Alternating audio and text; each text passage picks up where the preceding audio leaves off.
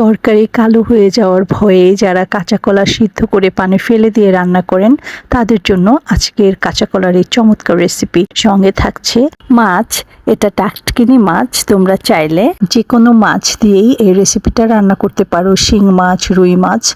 So প্রথমে আমি যেটা করলাম, কড়াইটা ভালো করে হেঁটে তাতিয়ে নিয়েছি আর মাছের মধ্যে শুধুমাত্র হলুদ আর লবণ মাখিয়ে নিয়েছি। এক্ষেত্রে কোনো ধরনের জিরা বা লাল মরিচের গুঁড়া এগুলো দেওয়া যাবে না, তাহলে কিন্তু মাছ আর তোমরা কড়াই থেকে তুলতে পারবা না।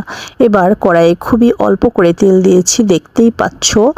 এরপরে একে একে সবগুলা মাছ দিয়ে দিলাম।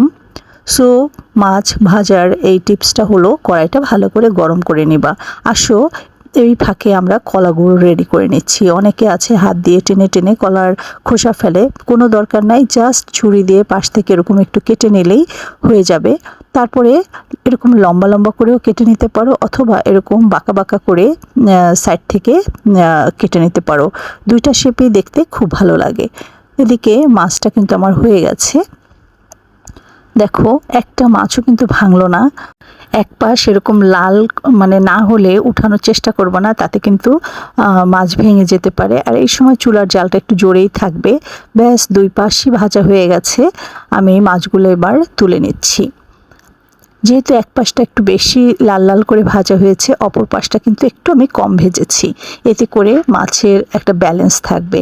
তো হয়ে গেল মাছ ভাজা। এবার আমি এখানে দুইটা বড় সাইজের পেঁয়াজ, একটা রসুন এবং 4-5টা কাঁচামরিচ একটু কুচিয়ে নিচ্ছি। যেহেতু আমি কুচাতে পারি না, তাই এই প্লাস্টিকের হ্যান্ড চপারটা আমাকে অনেক হেল্প করে।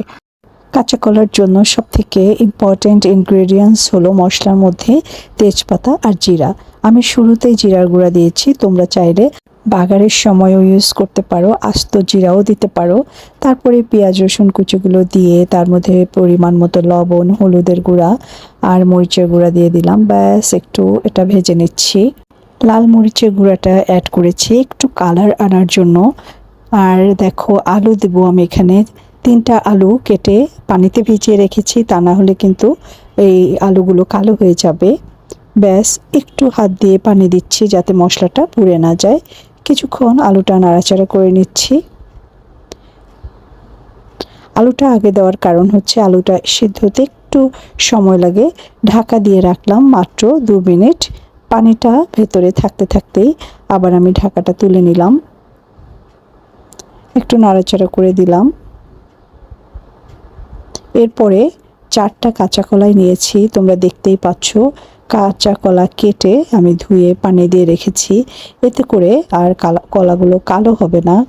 আর তোমরা দেখতে পেলে আমি কোনো ধরনের সিদ্ধ করি নাই, পানি ফেলে দেই নাই, সরাসরি আমি এটা চুলোর মধ্যে রান্না করতে নিয়ে আসছি।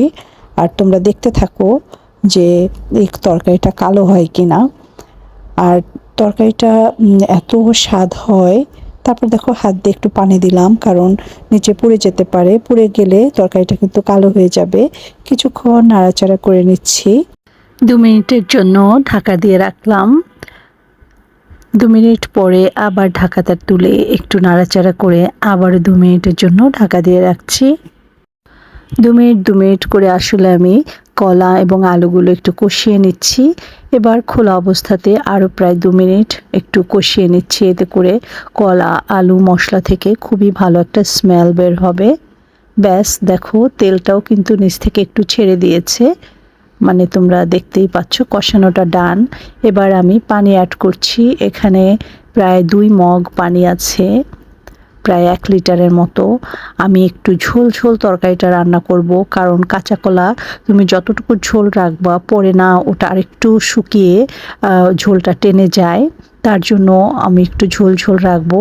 আর দেখো বেশ খানিকটা পানি দিয়েছি, একদম বলতে পারো তলিয়েই দিয়েছি। কিছুক্ষণ নাড়াচাড়া করে ঢাকা দিয়ে ঢেকে আমি ঢাকাটা তুলে নাড়াচাড়া করে এবার মাছগুলো দিয়ে দিব। তো মাছগুলো আমি হাত দিয়েই পাতিয়ে দিচ্ছি যাতে করে ভেঙে না যায়।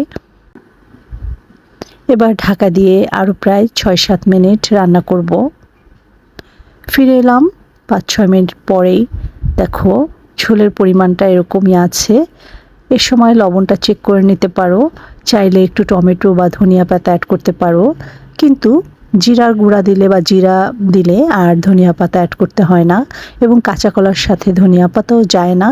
হয়ে গেল আমার রান্না। তোমরা দেখতেই পাচ্ছ উপর থেকে কিন্তু একটু তেল ভেসে উঠেছে।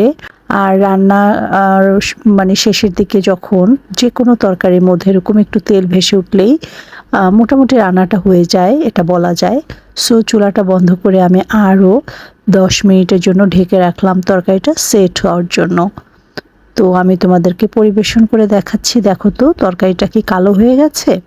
সো যারা তরকারি কালো হয়ে যাওয়ার ভয়ে বা কষ বের হবে এরকম ভয়ে কলা সিদ্ধ করে এর গুণাগুণগুলো ফেলে দিয়ে রান্না করো, এতে করে স্বাদও নষ্ট হয়ে যায় এবং তরকারির কোনো পুষ্টিগুণও থাকে না। হয়ে গেল আমার মাছ দিয়ে আলু আর কাঁচা কলার তরকারি। এটা খেতে খুবই ভালো হয়েছিল। আশা করি রেসিপিটি ভালো লেগেছে। সবাইকে ধন্যবাদ রেসিপিটি দেখার জন্য। বিদায় নিচ্ছি, টাটা।